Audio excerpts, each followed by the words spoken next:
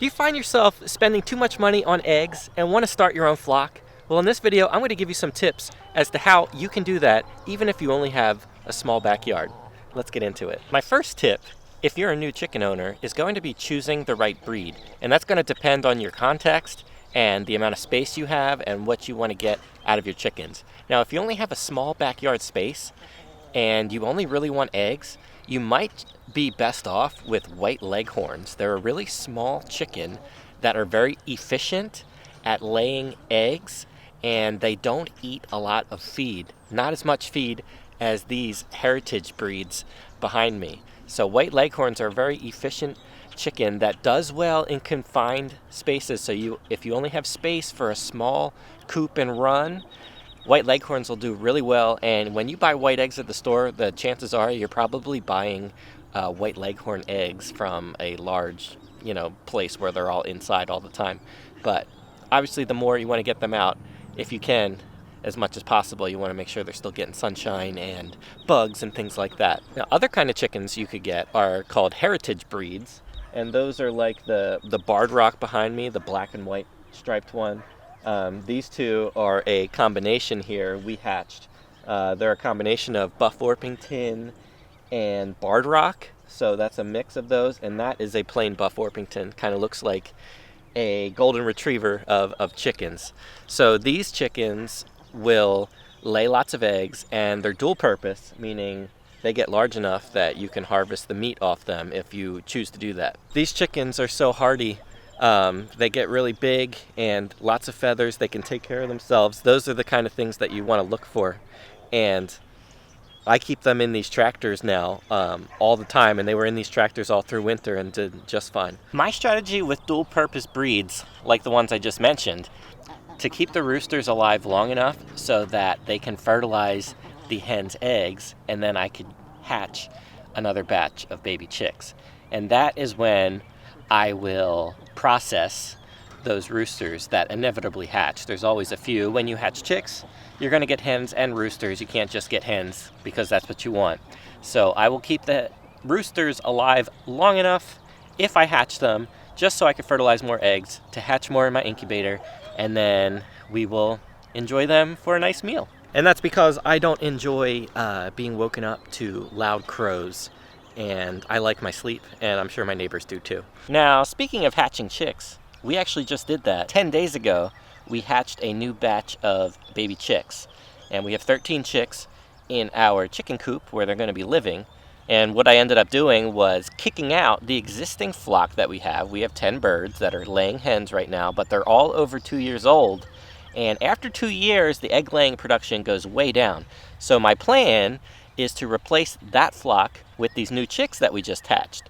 However, it takes about 4 or 5 months usually for them to start laying eggs. So my plan is to keep this existing flock around our property, but we have them in I have 3 different chicken tractors that all of my laying hens are in right now, and I'm moving them every day.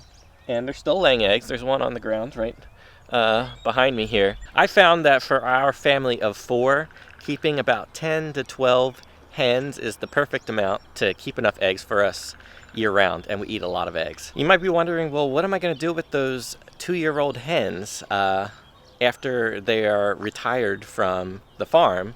And that will be, I can either sell them to somebody who wants an established egg layer, because they will still lay eggs, just not as frequently as when they were younger, and people still like to have laying hens even if they're older.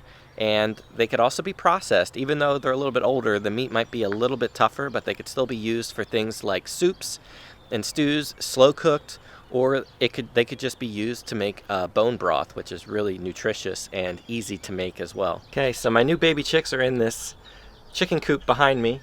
You might be able to hear them chirping. They're hungry. I've been doing a bit of an experimental feed regimen for my baby chicks, and I've done 2 separate videos on how I fed my baby chicks without buying starter feed from the store. You might want to click those links to check those out. I think they're pretty interesting. And I'm doing the same with these guys here. I'm giving them a new feed. Haven't fed them yet. I know they're hungry, but they're very resilient and hardy, and let's take a look at them. Where is everybody?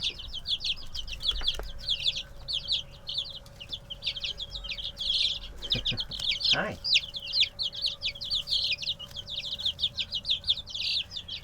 Guys keep getting out of this coop, and I'm not sure exactly how, but I could tell that they're not cold. I definitely didn't have 13 chicks in there. Oh my goodness. Look at them go.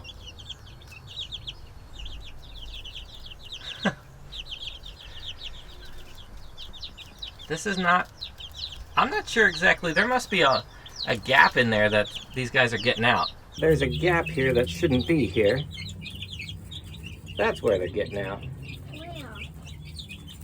Right down here. There's a thing that drops down. I can't open it. Here's their breakfast thing. Sourdough bread. They've got a whole handful of spinach. They got 2 big spoonfuls of rice and beans and 4 scrambled eggs. And they all look pretty happy to me. I gotta put a board down here to cover that. The red thing is their coop. I built that 5 years ago with just recycled materials around. And we started first with a small little area attached to that. And then we got more chicks and we expanded it again. And I kind of have some hoops with the greenhouse structure. And that helps them keep producing eggs even in the winter. They can stay dry and warm under this greenhouse plastic, and I really like that. It's not the prettiest thing, and my plans are very soon to kind of do a makeover of this whole chicken area while the chicks are still young. Before they're ready to come out into this run space, I want to redo it. But everything that I use is just scrap. I don't spend a lot of money on this stuff, and that's how I raise them on a budget, because I'm not spending, you can spend lots of money to make the really nice, beautiful chicken run area, but I don't do that. Like, this had a couple holes in it. I'm not going to use it for the garden anymore. I will use it for the chicken coop. But I'm going to redo this and this whole area very soon to make it a little bit nicer and cleaner and better access for me to get in there and chase chicks like I just had to. It was 5 years ago today that we bought our first 6 Rhode Island Red baby chicks. And then a year later, we bought 6 more white leghorn chicks. Those were our first 12 chickens. We went from 6 to 12 pretty quick. And then our chicken run and coop area needed to be larger to house all of those birds. And then once I did that, I got even more birds, and I realized that maybe the best way to utilize my yard isn't by letting the chickens destroy all my garden spaces behind me, but to maybe build a tunnel system that travels behind the garden space throughout our entire yard. And that's something that I added last year, and I'm really happy that I did that, because I can just see them running right behind the garden. It's really nice to see. And I just actually seeded a whole bunch of clover in the chicken run area and the chicken tunnel area so that they have more fodder to eat, because they just destroyed everything that was on the ground inside of their tunnel area. So I want to give them more things to eat and peck at when they're back here. But this whole area is going to be for our new baby chicks once they get big enough and established and get out here. But first I want to establish this cover crop in here.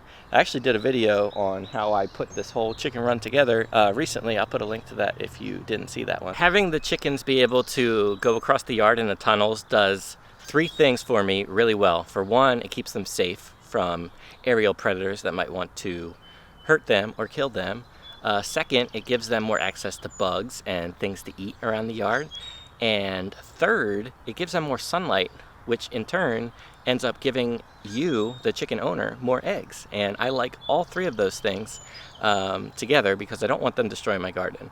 I want them to be happy. I want them to be happy and eating lots of bugs, and I want to get them lots of sunlight so I can get lots of eggs. One other strategy I have to keep my chickens happy, even in their chicken run area, is I built these 2 pallets here to be a compost area. So I could bring in material and pile it up really high here in between these 2 pallets so that the chickens could help me turn it and make compost quicker. But what I found that they like even better than the compost, or maybe just as much, is these are actually like a perch for them. It gives them the opportunity to get up off the ground of the run floor and jump up on here. And I found that they like this area so much that they've been sleeping outside instead of inside their coop. They like sleeping out here because I have a covered roof area here above them, and they just feel really safe. And I guess it's like a more natural thing for them to sleep outside like they would on a branch on a tree or something like that if they were in the wild. Having chicken tractors, if you have chickens but you don't have a chicken tractor, I highly recommend making one. There's a lot of videos on how you can make one. I did mine really cheap. I have some larger ones, longer ones, shorter ones to get in between more stealthy places that you might want to have your chickens. But having the chickens in the tractor, it's very versatile, because if there's a chicken that's getting bullied, you can remove that chicken and help it heal up any butt feathers that have been plucked off. And also, just keep them healthier, you could spread out your flock a little bit. If you have too many chickens at the moment in your main run, I will often bring a couple, like maybe 2 or 3 out here into a tractor and just separate them, and then it makes those chickens in the main run happier, and these chickens are happier because they're out where they want to be out and they're eating more bugs and grass and things like that. So having a chicken tractor really makes your chickens a lot happier and gets them out and access the things that they don't get inside of the main chicken run. One last thing that I touched upon a little bit earlier is that I've been experimenting with the feed that I've been feeding my chickens, and that is because I've been on a journey myself personally with the food that I've been eating and my family's been eating, and we're trying to avoid things that have lots of chemicals in them. We want things that are not just non-GMO, we want like totally organic, good quality food that hasn't been sprayed with any chemicals and whatnot. And if we're doing that for us, why not make sure we do that for our chickens? And what better way to do that than either grow the food ourselves, which we are going to be doing a chicken garden, a large-scale chicken garden right in our front yard this year, so stick around and subscribe if you're not subscribed, because that's going to be a really good series. But I've been feeding my chickens rice and beans for almost the last 2 years now, and I've had some pretty good results. I've shared some of that in some recent videos, which you can check out. They're my most viewed videos for whatever reason, because there must be a lot of interest in that. But the chickens can eat rice and beans, and I think that kind of diet works best when they're in a mobile tractor like this, where they can get the rice and beans. They're getting protein and carbs, but they're also getting bugs and grass and nutrients out on pasture or wherever you have your chickens.